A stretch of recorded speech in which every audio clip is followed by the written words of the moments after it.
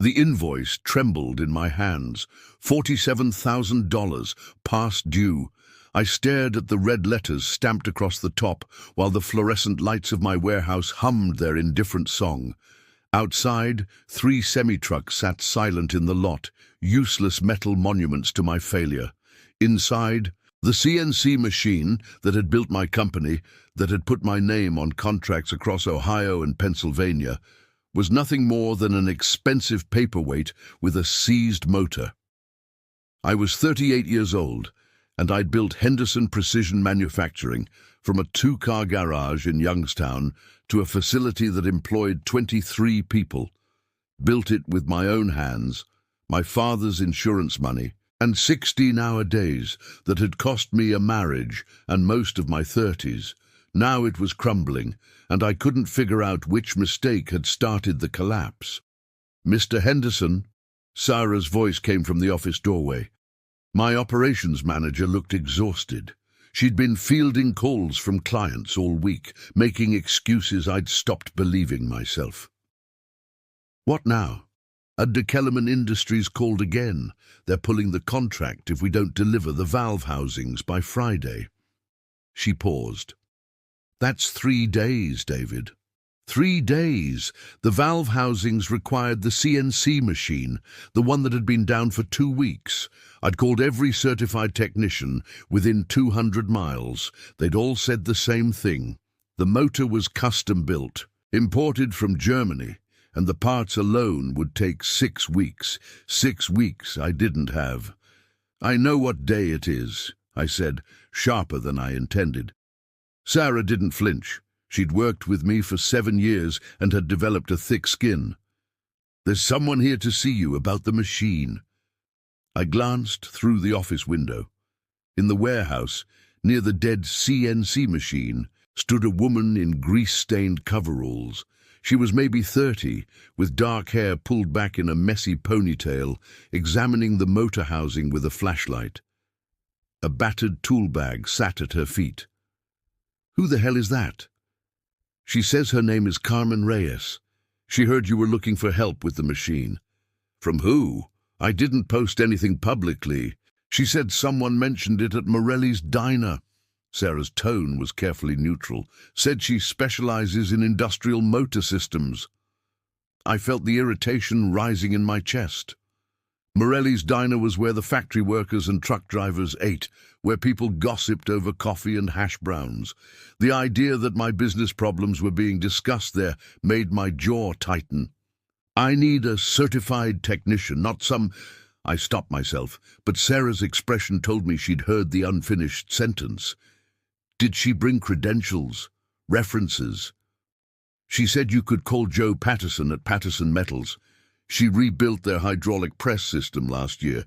Joe Patterson, I knew him, a stubborn old bastard who ran a fabrication shop in Akron. If he'd let someone work on his equipment, they had to be legitimate. But something about the situation felt wrong, too convenient, too informal." I walked into the warehouse. The woman, Carmen, had removed one of the access panels and was peering inside the motor housing with a penlight between her teeth. She didn't look up when I approached. "Can I help you?" I said. She removed the penlight and turned. Her eyes were dark brown, direct. "Other way around. You David Henderson?" "I am.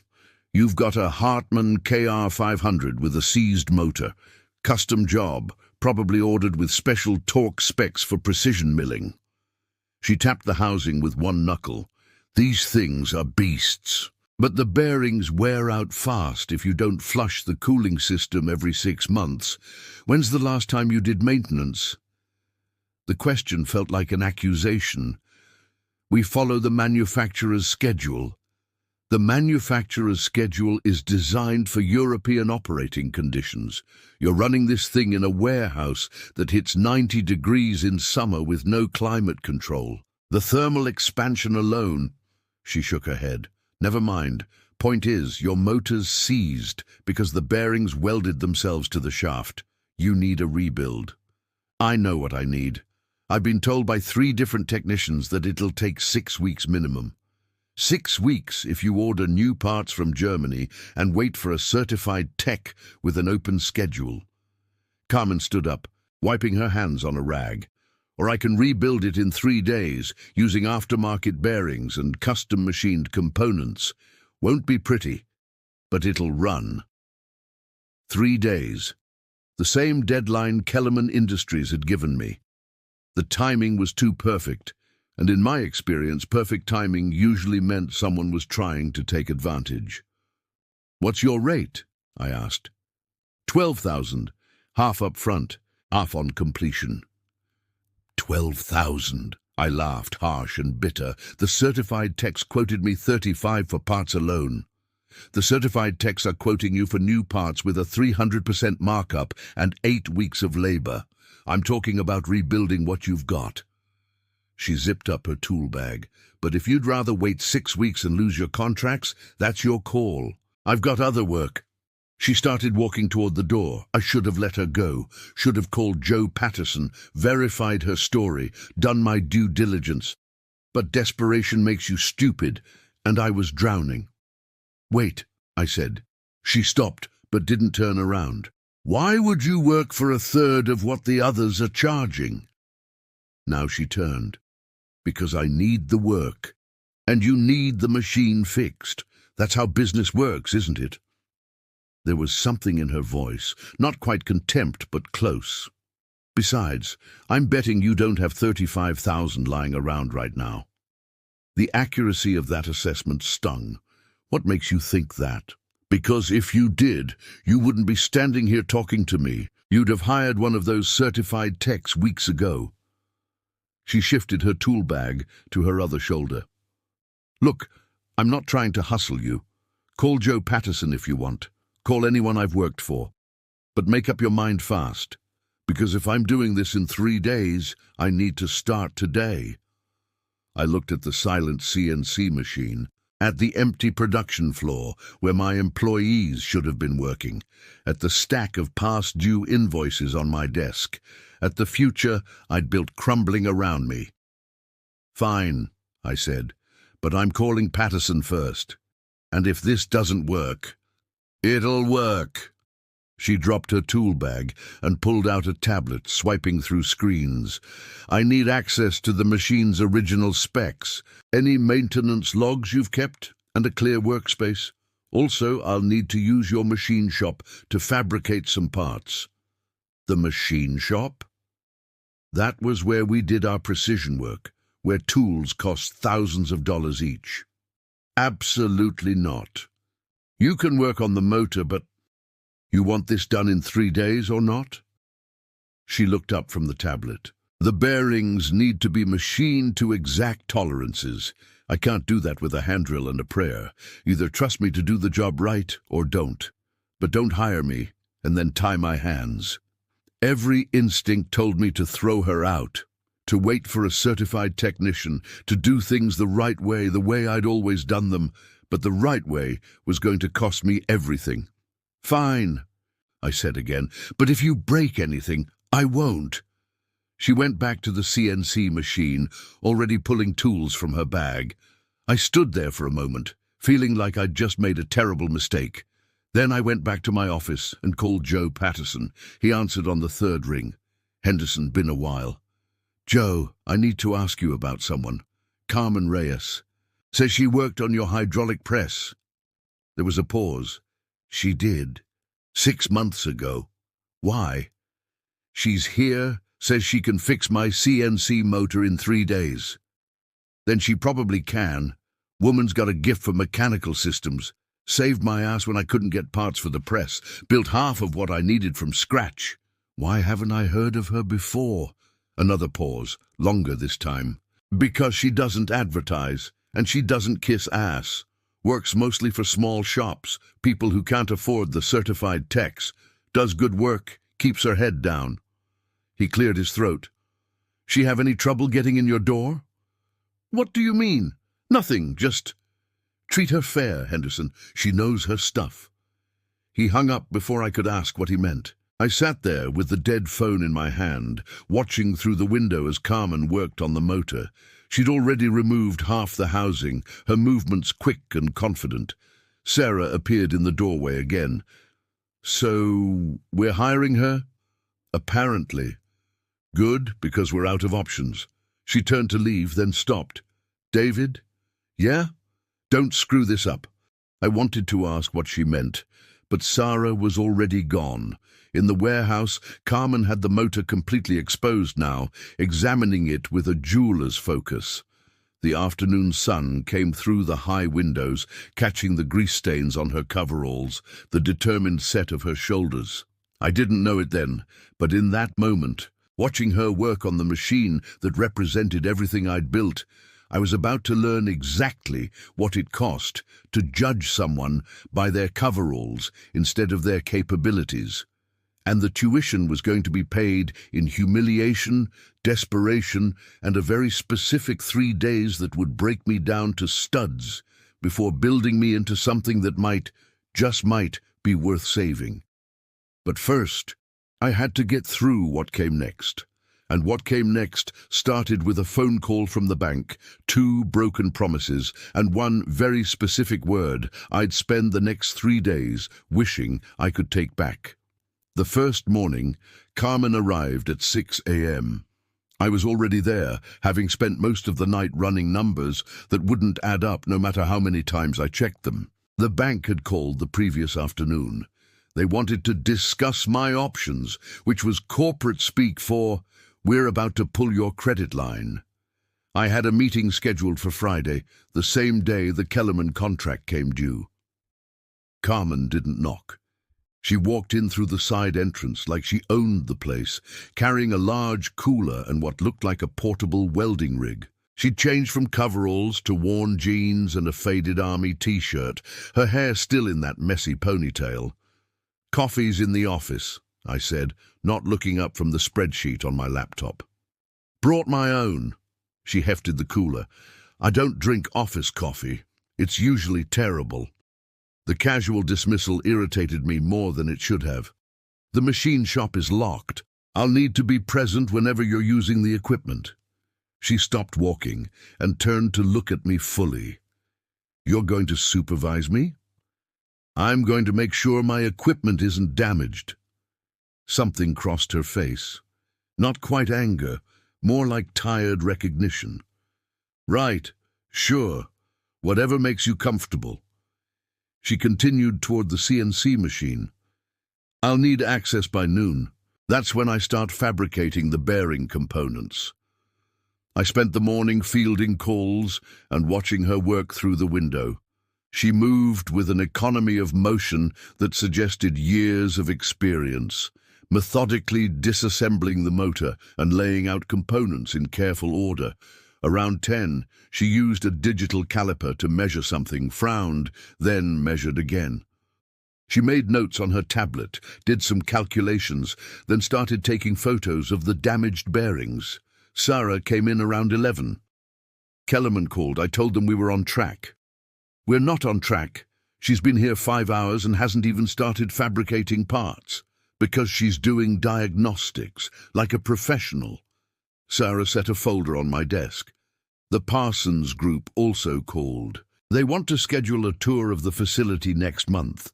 Potential contract worth $200,000. $200,000. Enough to breathe again, to pay off some debt, to rebuild the cushion I'd lost. But only if I still had a functional facility by next month. "Set it up," I said. At noon, Carmen appeared in the office doorway. "Machine shop, now." I grabbed my keys and led her through the warehouse. The machine shop was my pride, 10,000 square feet of precision equipment, from manual lathes to computer-controlled mills. It had cost me $300,000 to set up, and I maintained it like a surgeon maintained their instruments. Carmen walked through, examining each piece of equipment with those same quick, assessing eyes. She stopped at the manual lathe, ran her hand along its length. "This is a beauty, Monarch 10E. You know your lathes. My grandfather had one, taught me to machine on it when I was 12. She moved to the mill. "This'll work. I need to make 4 bearing races, custom sizes. It'll take about 6 hours. 6 hours? For all 4. The tolerances have to be exact. We're talking microns. One mistake and the whole motor seizes again in a week. She pulled out her tablet, showed me the specifications. See these measurements? The bearings need to fit with zero play, but they also need to allow for thermal expansion. Too tight and they bind. Too loose and you get wobble, which destroys the precision of your cuts. I looked at the numbers. They meant nothing to me. I was a business guy, not an engineer. I'd hired people for this level of technical work. How do I know you're not making this up? She closed the tablet. You don't. You either trust me to do the job you hired me for, or you stand here questioning every decision and waste both our time. She met my eyes. What's it going to be? I should have said something diplomatic, should have acknowledged her expertise while maintaining appropriate oversight. Instead, what came out was, I'll be watching. Knock yourself out. She set up at the lathe with a precision that was almost meditative. She checked the stock material, a piece of bearing-grade steel I'd had in inventory, measured it 3 times, then mounted it in the chuck. The first cuts were slow, careful, the lathe humming as metal shavings curled away like silver ribbons. I sat on a stool near the wall, laptop open, pretending to work while watching her. An hour in, she stopped, measured the part with calipers, frowned, then adjusted something on the lathe, started again. Problem? I asked. The steel's got a slight inconsistency, probably from the manufacturing process. I'm compensating. She didn't look up. This is why it takes 6 hours and not 3. 2 hours in, my phone rang. The bank. I stepped outside to take the call. Mr. Henderson, this is Michael Brennan from First Federal. We need to discuss your credit line. My stomach tightened. I have a meeting scheduled for Friday. I'm aware, but I wanted to give you a heads up. The committee is concerned about your recent cash flow issues. If you can't demonstrate immediate improvement, we may need to call in the loan. Call in the loan, which meant I'd have to liquidate assets to pay it off, which meant selling equipment, maybe the whole facility, which meant game over. I'll have a major contract completed by Friday, I said. That'll show positive cash flow. That would certainly help, but Mr. Henderson, between you and me, you need more than one good contract. You need a sustainable plan. He paused. We want to work with you, but we need to see progress. I hung up and stood there in the parking lot, looking at my trucks, my warehouse, everything I'd built. 23 families depended on this place. 23 mortgages, car payments, kids' college funds, and it was all balanced on the skills of a woman I'd met yesterday, working with equipment I barely understood. When I went back inside, Carmen had finished the first bearing race. She held it up to the light, examining it with a jeweler's loupe. Then she measured it with the calipers, checked something on her tablet, and nodded to herself. Done? I asked. 1 down, 3 to go. She mounted a new piece of stock in the lathe. You look stressed. I'm fine. You're not fine. You're watching me work like I'm going to steal your tools. She started the lathe again. Look, I get it. You don't know me. Your business is on the line, but standing here radiating mistrust isn't helping either of us. I'm not. Yes, you are. She adjusted the cutting speed. And it's your warehouse, your equipment, your call. But you hired me to fix your problem. Let me fix it. I went back to my office and tried to focus on work. Failed. Around 5 p.m., Sarah poked her head in. She's still going. Apparently bearings take time. She knows what she's doing, David. Joe Patterson wouldn't have recommended her otherwise. I know. Do you? Sarah sat down across from me. Because you've been watching her like she's casing the place for a robbery. I'm being careful. You're being paranoid. She leaned forward. What's really going on? I didn't have an answer. Or rather, I had one I didn't want to examine too closely. Something about Carmen bothered me. The way she walked in like she belonged, the way she touched my equipment with familiar confidence. The way she looked at me with those direct eyes that suggested she could see right through my bullshit. "The bank called," I said instead. "They might call the loan." Sarah's face went pale. "When?" "Friday. Same day as the Kellerman deadline." "Jesus, David." "Archie." We sat in silence for a moment. Outside, the lathe hummed its steady song. "She's our best shot," Sarah said finally. "I know." At 7 p.m, Carmen appeared in the doorway. She looked tired but satisfied. "All 4 bearing races done. I'll start on the shaft work tomorrow. Need to let these cool completely before I can fit them." "You've been at this for 13 hours.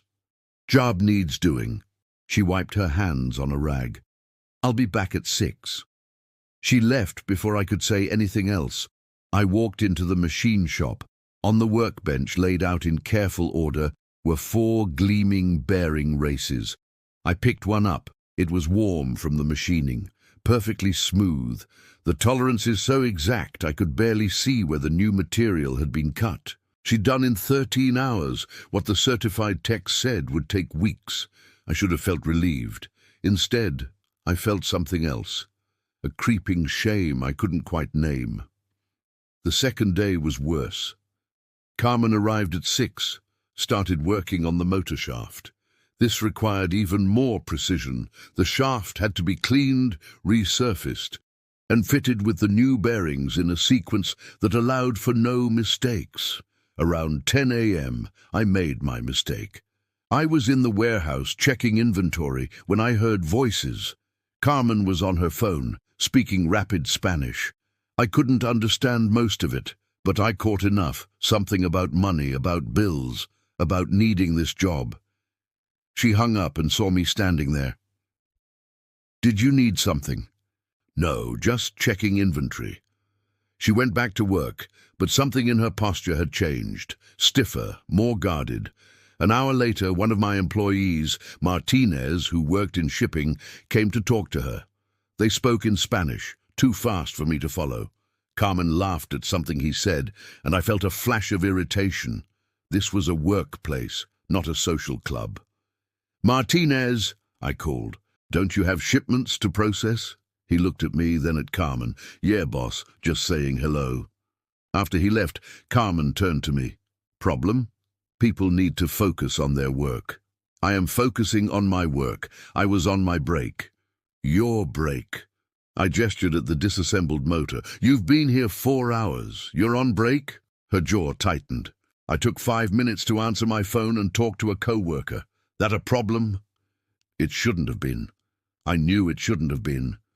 But something about the whole situation, the desperation, the fear, the loss of control, was making me mean. "Just get the work done," I said. I went back to my office, tried to work, couldn't. Around noon, I walked through the warehouse to get coffee from the break room. Carmen's tool bag was sitting near the motor, and something, I don't know what, some toxic mixture of stress and suspicion, made me look inside. Tools, just tools. A worn notebook full of calculations and sketches. A photo tucked into a side pocket. Carmen and an older man in a garage, both smiling, both covered in grease. Her grandfather, probably, the one who'd taught her on the Monarch lathe.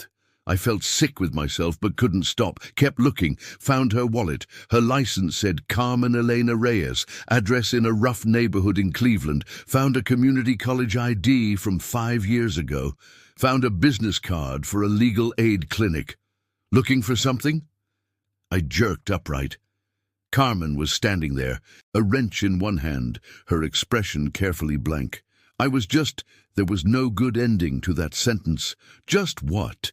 Going through my stuff. She set down the wrench. "Let me save you some time. I grew up in Paramore in Cleveland. My dad left when I was 6. My mom cleaned houses until the diabetes got too bad. I dropped out of community college because I couldn't afford it, and my grandfather got sick. I learned machining in his shop until he died 2 years ago, and I've been doing freelance work ever since. Because shops won't hire me without a 4-year degree, they know I can't afford." Each word was delivered with surgical precision, like she was cutting away any pretense of privacy or dignity. I wasn't. Yes, you were, and you know what? Fine. You want to know if you can trust me? Here's what I am. I'm broke. I owe $11,000 in medical bills from when my mom died. I live in a shit apartment in a shit neighborhood because it's what I can afford. And I take jobs from desperate people like you because nobody else will hire me. She picked up her wallet, shoved it back in her bag. But I'm good at what I do, she continued. I'm the best you're going to get for $12,000 and a 3-day turnaround. So you can either let me do my job or you can keep treating me like I'm here to rob you blind. Your call. I should have apologized. Should have acknowledged how completely I'd violated her privacy, her dignity. Instead, what came out, and I've regretted this every day since, was, I'm paying you to fix a machine, not for your life story. And I don't appreciate the attitude. Her face went still. The attitude. Yes, I'm the client. A little professionalism would be professionalism. She laughed, sharp and bitter. Right, because going through someone's personal belongings is professional. I'm trying to protect my business. From what? From me? She shook her head. You know what your problem is, Henderson? You're so busy looking down on everyone else that you can't see past your own. She stopped herself, took a breath. When she spoke again, her voice was flat, controlled. I'll have your motor fixed by tomorrow afternoon. You'll get your invoice, you'll pay me, and then I'll be out of your life. That professional enough for you? She went back to work. I stood there, my face burning, knowing I'd crossed a line but too proud to admit it. I should have apologized then. Should have said something, anything, to make it right. But I didn't. I walked back to my office, sat at my desk, and tried to convince myself I'd done nothing wrong. It wasn't until that evening, after Carmen had left and the warehouse was empty, and I was alone with my failing business and my failing character, that I let myself think about what I'd done. I'd gone through her personal belongings. I'd dismissed her boundaries. I'd treated her like a threat instead of the highly skilled professional who was trying to save my company. And why? Because she spoke Spanish? Because she worked with her hands? Because she came from a rough neighborhood and didn't have a college degree? Or because watching her work, watching her expertise, her confidence, her competence in areas where I had none, made me feel small? I sat there in the dark warehouse, surrounded by everything I'd built, and realized I'd become someone I didn't recognize. Someone who measured people by their zip codes instead of their capabilities. Someone who confused credentials with competence, polish with professionalism. Someone who'd forgotten that the grease under someone's fingernails often represented more honest work than the spreadsheets on my desk. Tomorrow was the final day. Tomorrow Carmen would finish the motor, I'd have my meeting with the bank, and the Kellerman contract would come due. Everything would either work or fall apart completely. But tonight, alone in the dark, I had to face a more immediate truth. I'd become exactly the kind of person my younger self would have despised. The kind who'd forgotten where he came from, who judged people by their appearance rather than their abilities, who confused desperation for wisdom. And the worst part was that Carmen, this woman I'd dismissed and disrespected, was still going to save my business, because she was professional enough to finish what she'd started, even after I'd proven I didn't deserve her help. That realization sat in my chest like a stone, heavy and cold, as I locked up and drove home through the empty streets of Youngstown. Tomorrow would bring consequences for my business, for my character, for everything I'd built. But tonight, I had to sit with what I'd done. And it tasted like ash. I didn't sleep. Spent the night staring at the ceiling of my empty apartment, replaying the conversation, if you could call it that, with Carmen. Around 3 a.m. I got up and started drafting an apology. Deleted it. Started again. Deleted it. Nothing I wrote captured the magnitude of what I'd done, and anything less felt like an insult to add to the injury. By 5:30, I was in my truck, driving to the warehouse through the pre-dawn dark. The streets of Youngstown were quiet. just a few trucks and early shift workers heading to the factories that remained. The steel mills that had made this town were mostly gone now, replaced by warehouses and distribution centers and small manufacturing shops like mine, businesses that survived on thin margins and thinner luck. Carmen's truck was already in the lot when I arrived.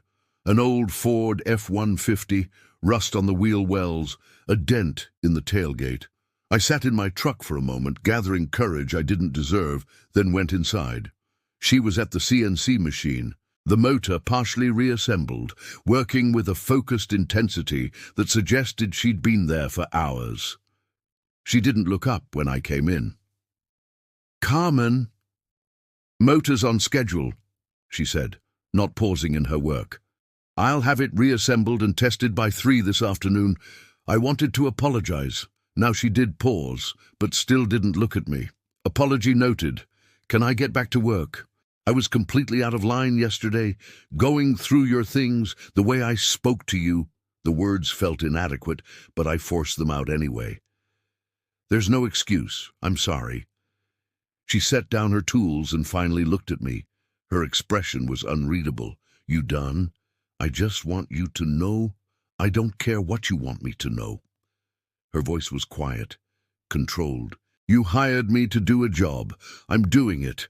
Tomorrow you'll pay me, and I'll leave. That's the extent of our relationship." "But, no." She cut me off.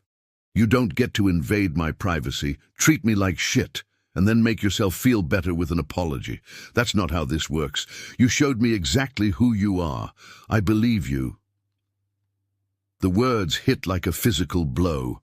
I wanted to argue, to explain, to make her understand that I wasn't usually like this, that the stress and fear had turned me into someone I didn't recognize.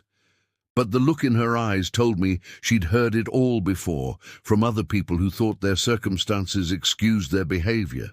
"Okay," I said quietly. "I'll leave you to your work." I went to my office and closed the door. Through the window, I watched her return to the motor, her movements precise and deliberate. Professional to the end, even working for someone who'd proven he didn't deserve her professionalism. At 7, Sarah arrived and immediately sensed something was wrong. "What happened?" "Nothing. David." "I screwed up, okay? I was an asshole, and now Carmen hates me, and I don't blame her." Sarah looked through the window at Carmen, then back at me. "What did you do?" I told her. All of it. The going through Carmen's belongings, the conversation, the things I'd said. With each detail, Sarah's expression grew darker. "Jesus Christ, David." "I know. Do you?" She sat down heavily. "Do you have any idea how she's trying to help you? Despite everything, despite your obvious—" She stopped, seemed to reconsider her words. "She's still here, still doing the work. Do you understand what that says about her character?" "Yes." "And what it says about yours?" I had no answer to that. Sarah stood. "I'm going to apologize to her on behalf of this company, because apparently someone needs to." She left before I could respond.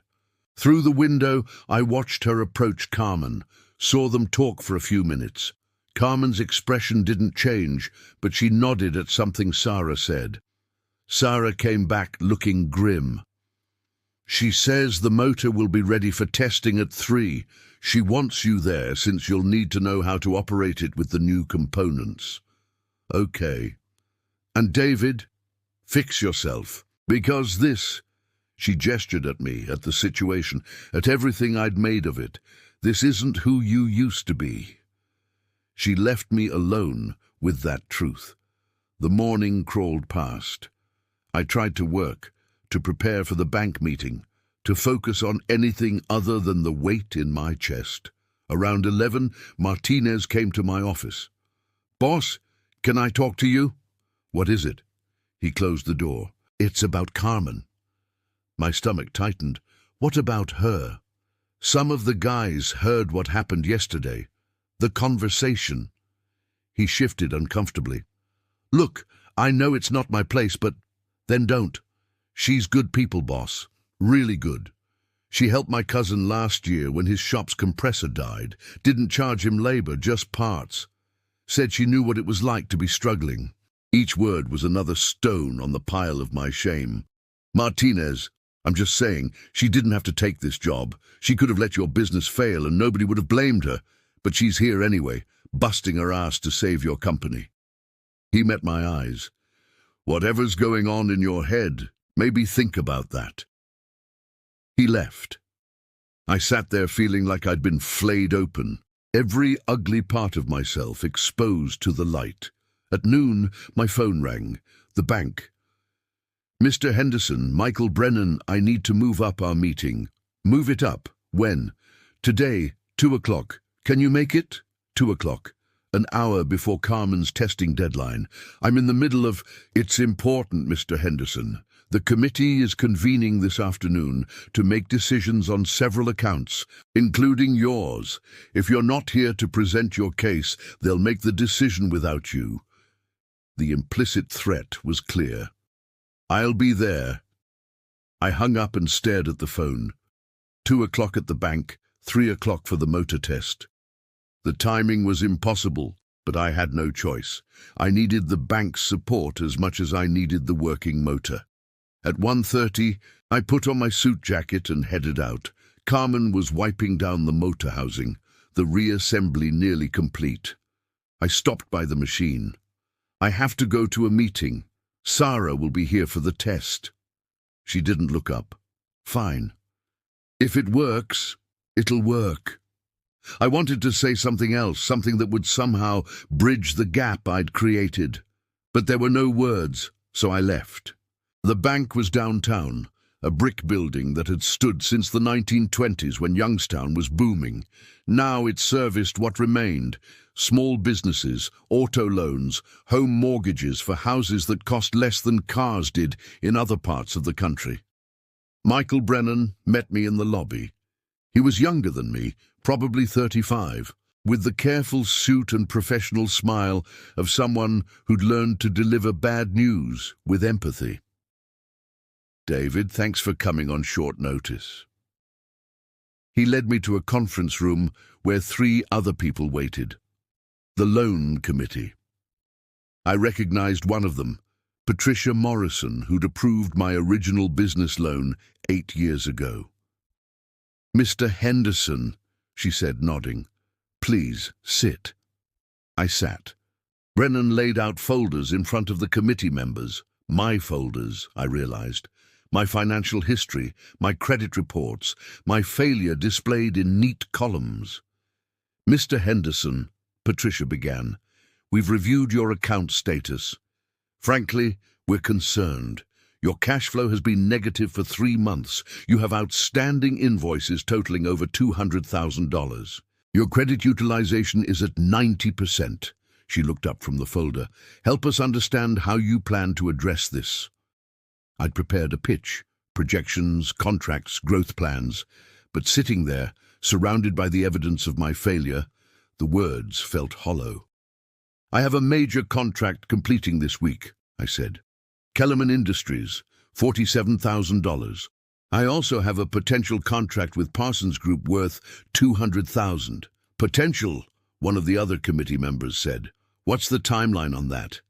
They're touring the facility next month. So nothing concrete. No, but... Mr. Henderson, Patricia interrupted, we need to see immediate improvement. Today, can you show us anything that demonstrates your business is viable going forward? I thought about Carmen, working on the motor. About the 3 days she'd spent saving my company while I'd treated her like a threat. About the skill and expertise and determination she'd brought to a job that should have taken 6 weeks. I have a CNC motor being repaired, I said. It'll be operational this afternoon. Once it's running, I can fulfill the Kellerman contract and several others that are pending. Being repaired, another member said. Not repaired. There's no guarantee it'll work. It'll work. I said it with more confidence than I felt. The technician is excellent, the best. Patricia exchanged glances with the others. Mr. Henderson, we want to support you, but we need more than optimism. We need proof that you can turn this around. My phone buzzed. A text from Sarah. Motors done. Testing in progress. Can you give me an hour? I asked. An hour? 1 hour. Let me show you that the motor works, that I can fulfill the Kellerman contract. Let me prove this is viable. They conferred quietly. Finally, Patricia nodded. 1 hour, but Mr. Henderson, if this doesn't work out, we'll need to discuss immediate action on your loan. I drove back to the warehouse at 10 miles over the speed limit, my hands tight on the wheel. Please work, I thought. Please let it work. The warehouse lot was full when I arrived, all my employees' cars, which was strange for mid-afternoon. I hurried inside and found them gathered around the CNC machine. Carmen was at the control panel, Sarah beside her. The motor was running, a smooth, quiet hum that sounded like salvation. "David!" Sarah saw me and waved me over. "It works! We just ran a test cut. Look!" She showed me a piece, a valve housing for the Kellerman contract. The precision was perfect, the tolerances exact. The machine was running better than it had in months.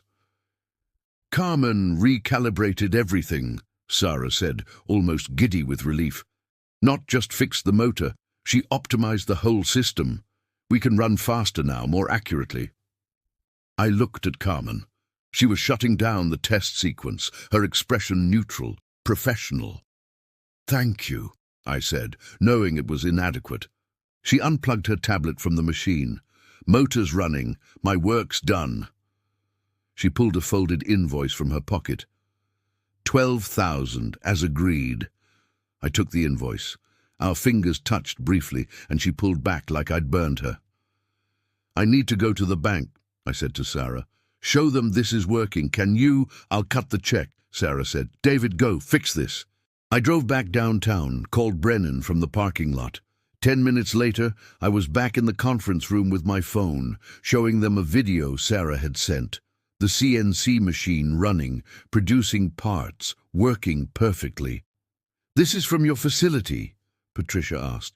10 minutes ago, the motor's operational. I can fulfill the Kellerman contract by tomorrow as promised. And I can take on new work immediately. They watched the video again, conferred. Finally, Patricia nodded.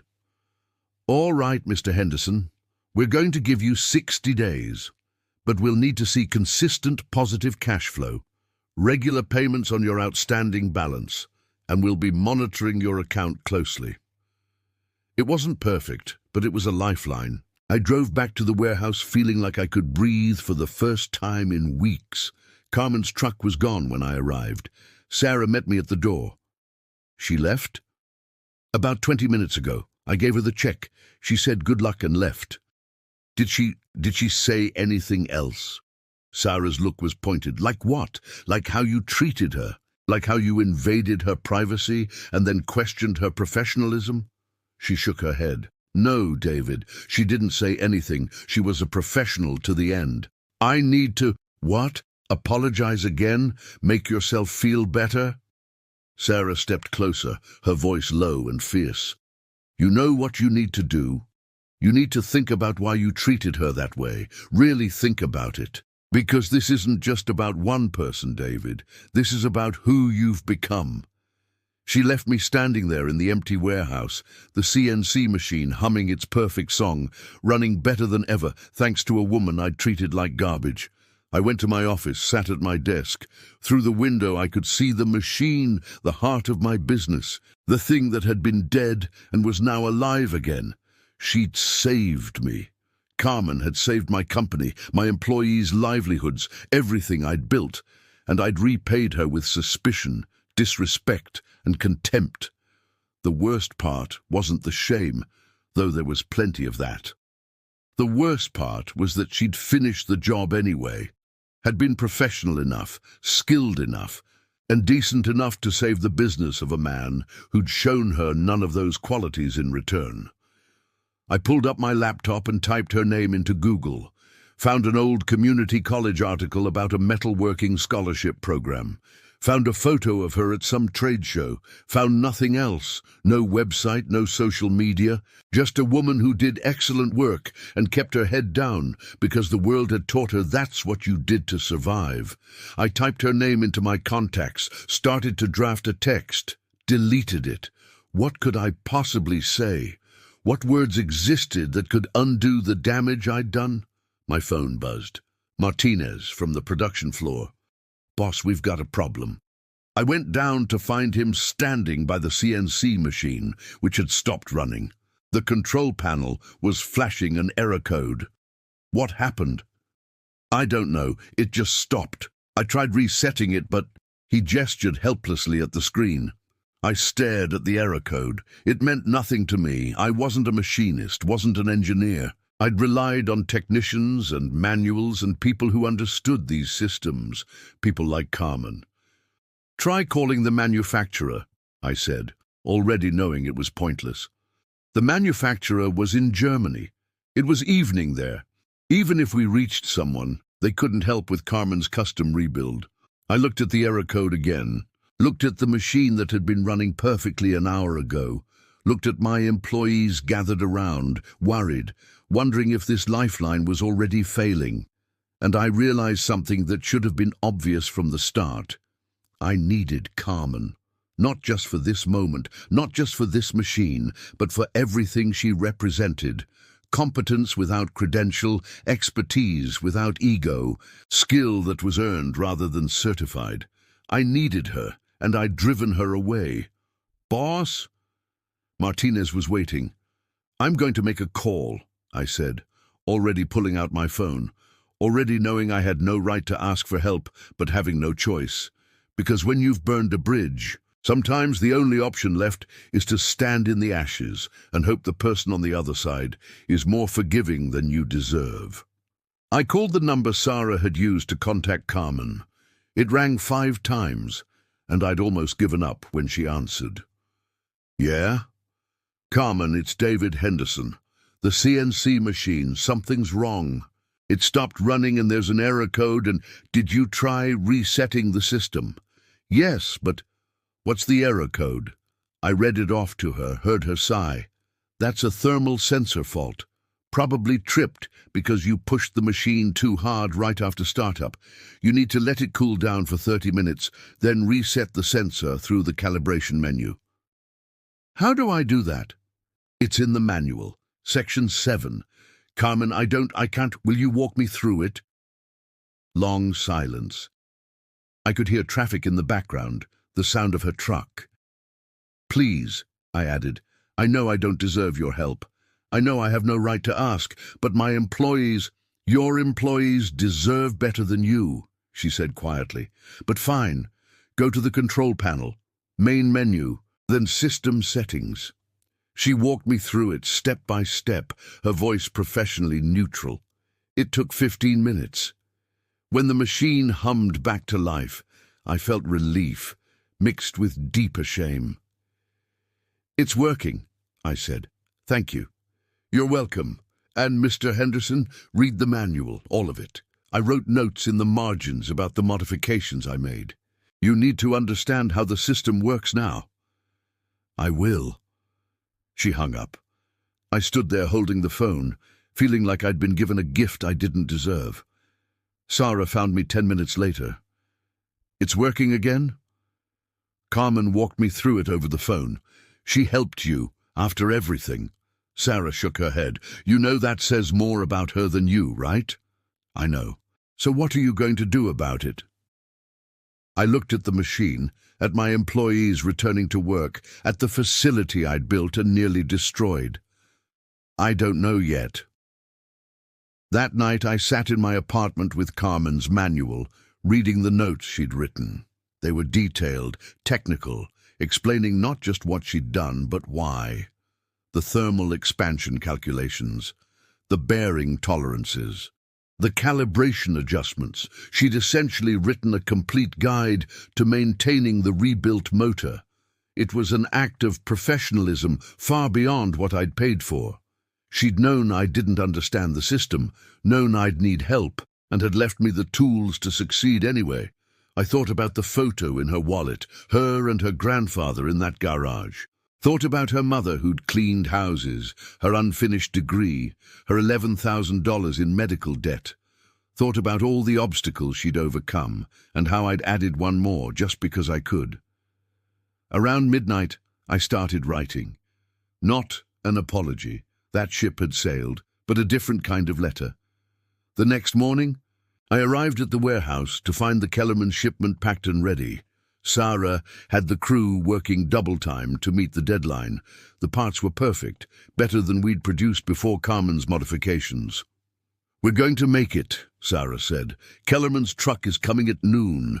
At 10 a.m. my phone rang. Unknown number. Henderson Manufacturing. "Mr. Henderson, this is Claire Parsons from the Parsons Group. We're calling about the facility tour we scheduled." My chest tightened. "Yes, next month. We're looking forward to... Actually, we'd like to move it up. We heard from a colleague that you recently underwent some equipment upgrades and repairs. We're interested in seeing your current capabilities. Would this afternoon work?" This afternoon. The same afternoon, Carmen's repair work would be on full display, proof that we could deliver quality work on tight timelines. "Yes," I said. This afternoon would be perfect. At noon, the Kellerman truck left with our shipment. At 1:30, the Parsons Group arrived. Claire Parsons and her operations manager, both in business attire, both clearly impressed by the facility. I gave them the full tour, showed them the production floor, the quality control systems, the machine shop. When we reached the CNC machine, Claire stopped. "This is impressive. When did you have this upgraded?" "This week, actually." "This week? We heard you were down for repairs." "We were, but we found an exceptional technician who not only fixed the problem but optimized the entire system. We're running 20% faster now with better precision." Claire's operations manager examined the machine, asked technical questions I'd learned from Carmen's notes. When I showed them the valve housings we'd produced, the same ones that had just shipped to Kellerman, they exchanged a look. "Mr. Henderson," Claire said, "we're looking for a primary supplier for a new product line. Volume work, tight tolerances, reliable delivery. The contract would be worth about $500,000 over 2 years. $500,000, enough to stabilize everything, to rebuild my cash reserves, to actually grow instead of just surviving." "We can handle that," I said. "There's one condition." Claire looked at me directly. "We need to meet your technical team, especially whoever did this upgrade. We'd want them involved in the production setup." My stomach sank. The technician was a contractor. She's not on staff. "Then hire her. Because, Mr. Henderson, this level of work," she gestured at the machine, "this is what we need, and we need to know it's consistent." They left with a promise to send over a formal proposal. I sat in my office afterwards, staring at the contract outline they'd emailed, $500,000, the difference between survival and success, and it all depended on Carmen. Sarah came in. That looked like it went well. "They want to move forward, but they want Carmen on the team." "Then hire her. I can't just..." "Sarah, after what I did, you think I don't know? You think everyone here doesn't know?" She sat down. "David, you screwed up, badly, but you have a chance to make it right, not for you, for everyone who works here, for Carmen, who deserves to have a real job instead of scraping by on freelance work, and maybe, if you're lucky, for yourself." That evening I drove to the address on Carmen's driver's license. The neighborhood was rough, chain-link fences, boarded windows, cars on blocks. Her apartment building was a 3-story brick structure with peeling paint and a broken front light. I almost turned around, almost convinced myself this was a bad idea, that I should call first, that I had no business showing up uninvited. But I'd already done the worst thing. This was just facing the consequences. Her apartment was on the 2nd floor. I knocked, waited, knocked again. The door opened. Carmen stood there in sweatpants and an old t-shirt, her hair down, her expression shifting from surprise to wariness. "Mr. Henderson, I know you don't want to see me. I know I have no right to be here, but I need 5 minutes. No, please, just 5 minutes, then I'll leave and never bother you again." She looked at me for a long moment, then stepped back. "Fine, 5 minutes." The apartment was small. One room that served as living room, bedroom and kitchen. Spotlessly clean despite the worn furniture. A workbench in one corner covered with tools and half-finished projects. Books stacked everywhere. Technical manuals, engineering textbooks, machining guides. "Nice place," I said stupidly. "You drove to my apartment to tell me that." She crossed her arms. Clocks ticking. "I came to offer you a job." Her expression didn't change. "A job. Full-time, $30 an hour to start. Benefits. You'd be our lead machinist and technical specialist. You'd have full authority over all equipment maintenance and repair, plus input on production processes and—" "No. Carmen, no. I'm not interested in working for you." "The pay is good. Better than freelance work. You'd have health insurance, retirement benefits." "I don't care." "Then what do you care about?" The question came out sharper than I intended. "What do I care about?" She laughed, that same bitter sound from before. "I care about working somewhere I'm respected, somewhere my skills are valued, somewhere I don't have to worry about the boss going through my personal belongings or treating me like shit because I don't have the right degree or the right address." "I know, and you're right. I was completely wrong." "Wow, how noble. You were wrong." She moved toward the door. "Time's up." "Wait, please." I pulled out the letter I'd written, handed it to her. "Just read this. Then I'll go." She took it reluctantly, unfolded it, started reading. I saw her expression change. Surprise, then something else I couldn't identify. The letter wasn't an apology. It was an acknowledgement. I wrote about what she'd taught me in 3 days. That expertise came from experience, not credentials. That professionalism meant finishing the job regardless of personal circumstances. That character was revealed in how you treated people who couldn't benefit you. That I'd built a successful business but had forgotten what success actually meant. I wrote about my employees, about how they defended her, about Martinez telling me she was good people, about how my own operations manager had been more ashamed of me than I'd been of myself. I wrote about the Parsons contract, about how her work had opened doors I'd thought were closed, about how she'd saved not just my company but 23 families' livelihoods. And I wrote about the apartment I was standing in, about the tools on her workbench, about the textbooks stacked by her bed, about a woman who'd overcome obstacles I couldn't imagine, who'd taught herself skills most people learned in 4-year programs, who'd turned poverty and loss into expertise and determination. I wrote that I didn't deserve her forgiveness, that the job offer wasn't about making myself feel better, that if she wanted nothing to do with me or Henderson Manufacturing, I understood completely, but that she deserved better than freelance work in other people's shops. That her skills deserved recognition and respect and compensation. That if she didn't want to work for me, I'd help her find work elsewhere. I'd write recommendations, make introductions, whatever she needed.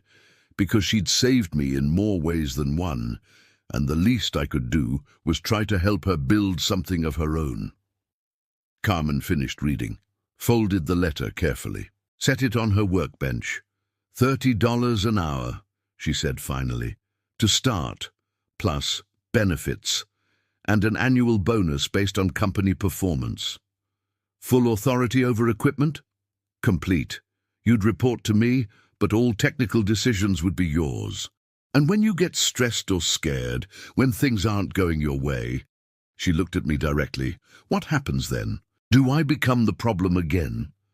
It was a fair question, the fairest question. I can't promise I won't screw up again, I said. I can't promise I won't make mistakes or say the wrong thing, but I can promise that I'll do better.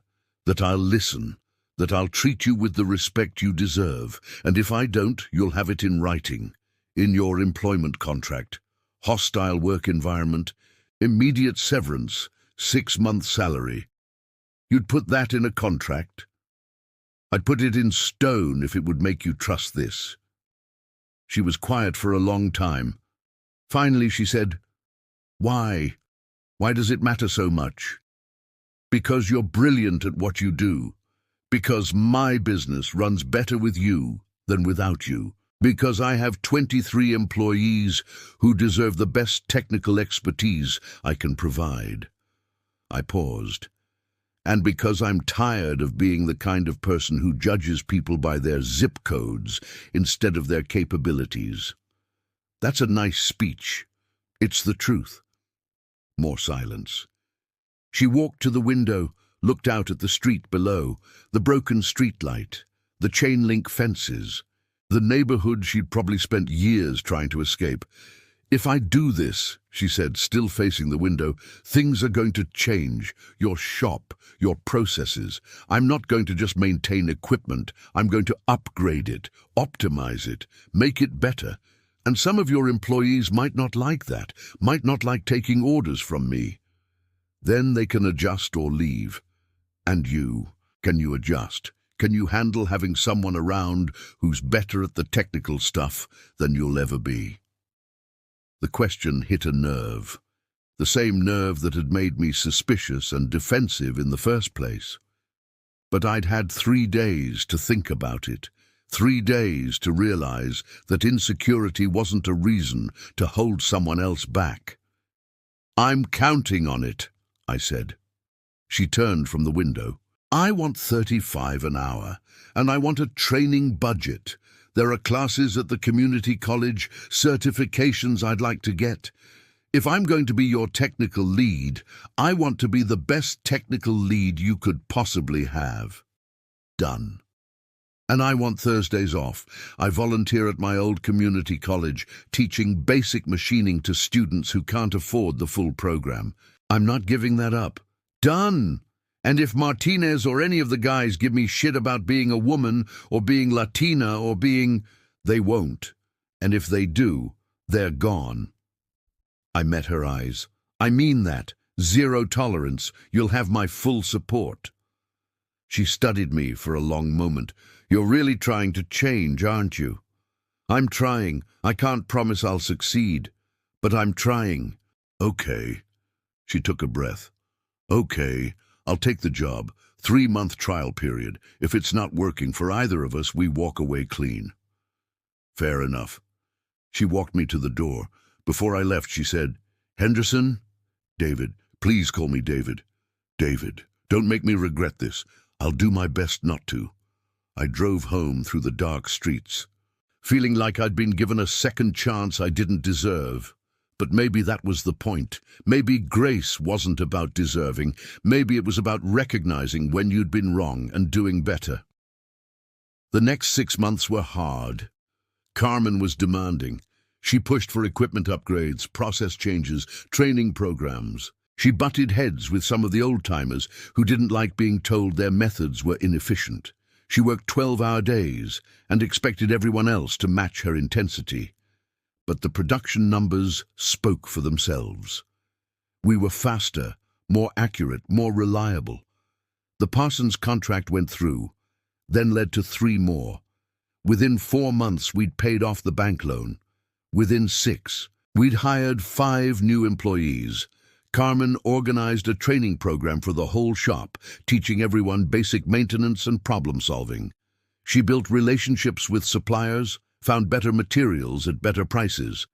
She turned Martinez into her assistant, teaching him advanced machining techniques, and he thrived under her mentorship. And she changed me, not dramatically.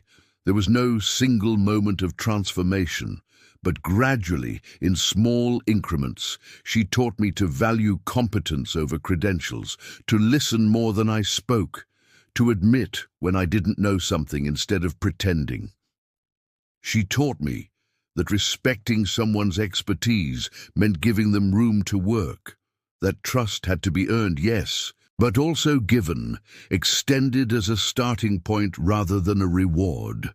Most importantly, she taught me that the measure of a person wasn't where they came from or what letters appeared after their name. It was what they did with what they'd been given, how they treated people who couldn't benefit them, whether they finished the job even when it would have been easier to walk away. One evening, about 8 months after she'd started, I found her in the machine shop after hours. She was working on a personal project, a restored motor from her grandfather's old shop. "Didn't know you kept that," I said. "Brought it from storage last month. Been meaning to restore it for years." She wiped her hands on a rag. "Figure I can finally afford the parts now. Take whatever you need from inventory. I can pay for it." "I know, but consider it a thank you for saving my business and for being professional enough to do it even when I didn't deserve your help." She was quiet for a moment. "You're different now. Better." "I'm trying. It shows." She turned back to the motor. "You know, when I first took this job, I gave it 3 months. Figured you'd revert to type, and I'd be freelancing again by summer. And now? Now I think you might actually mean what you say." She smiled slightly. "Besides, Martinez needs another year of training before he's ready to take over as my assistant manager." "Assistant manager?" "I'm proposing we split the technical department into maintenance and innovation. Martinez runs maintenance. I focus on developing new capabilities. We'll need the structure once we get the NASA contract." "What NASA contract?" "The one I'm bidding on next month. Precision parts for satellite systems. Long shot. But if we get it," she shrugged, "we'll need to hire at least 10 more people." I looked at this woman who'd arrived in my warehouse 8 months ago in grease-stained coveralls, who I'd dismissed and disrespected and judged, who'd saved my company not once but continuously, who'd turned a struggling manufacturing shop into something that could bid on NASA contracts. "You're amazing," I said. "I know." She said it without arrogance, just fact. "But I couldn't do it in a shop that didn't respect the work. That's on you. You built that culture. We built it. Together." She nodded, went back to her grandfather's motor. I watched her work for a moment, the same focused intensity, the same careful hands that had rebuilt my CNC motor and, in the process, rebuilt me. "Carmen." "Yeah? Thank you for giving me a second chance." "Thank you for not wasting it." She looked up, met my eyes. "Now get out of here. It's Friday night. Go have a life." I left her there in the machine shop, surrounded by the tools of her trade, working on the motor her grandfather had taught her on. Outside, the parking lot was empty except for our trucks, hers still beat up, but running strong, mine newer but no more essential. In the warehouse, the CNC machine hummed its perfect song, running better than ever. The lights were on, the floors were clean. The walls were lined with contracts and certificates and the evidence of what happened when you gave people room to be excellent. I'd almost lost it all. The business, the employees, the future I'd built. Almost lost it because I'd forgotten the most basic truth, that worth wasn't measured in degrees or zip codes or the shine on someone's shoes. It was measured in skill and character and the willingness to do excellent work, even when the person paying you didn't deserve your excellence. Carmen had taught me that, had saved me from myself and my own worst instincts. And in doing so, she'd saved Henderson Manufacturing, not just from bankruptcy, but from the kind of moral poverty that kills businesses more surely than financial loss. I drove home through the streets of Youngstown, past the closed steel mills and the empty lots, past the neighborhoods where people like Carmen grew up and learned to work with their hands because that's what you did when the world told you that you weren't college material, past the evidence of what America had been and what it could still become, if people like me learned to see past our own assumptions to the brilliance that existed in unexpected places. The next morning, I'd come in early and find Carmen already there, planning our NASA bid. We'd argue about timelines and costs and capabilities. She'd push for more aggressive specs than I thought we could handle. I'd remind her about risk management. She'd remind me that we'd never grow if we didn't take chances. And eventually, we'd find the middle ground, the place where ambition met reality, where vision met execution, where two imperfect people built something better than either could have built alone. But tonight, driving home in the dark, I was just grateful. Grateful that she'd answered my call when the machine broke down. Grateful that she'd given me another chance when she had every reason not to. Grateful that some people were professional enough to save you even when you didn't deserve it. And determined, absolutely determined, to spend the rest of my career proving that her faith in me hadn't been misplaced. Because in the end, that's what redemption was. Not a single moment of transformation, not an apology that erased the harm, but the daily work of being better, of treating people with respect, of recognizing that the grease under someone's fingernails might represent more wisdom than any business degree. Carmen had taught me that. She'd fixed my engine, but more than that, she'd fixed me, and I would spend every day trying to be worthy of that gift.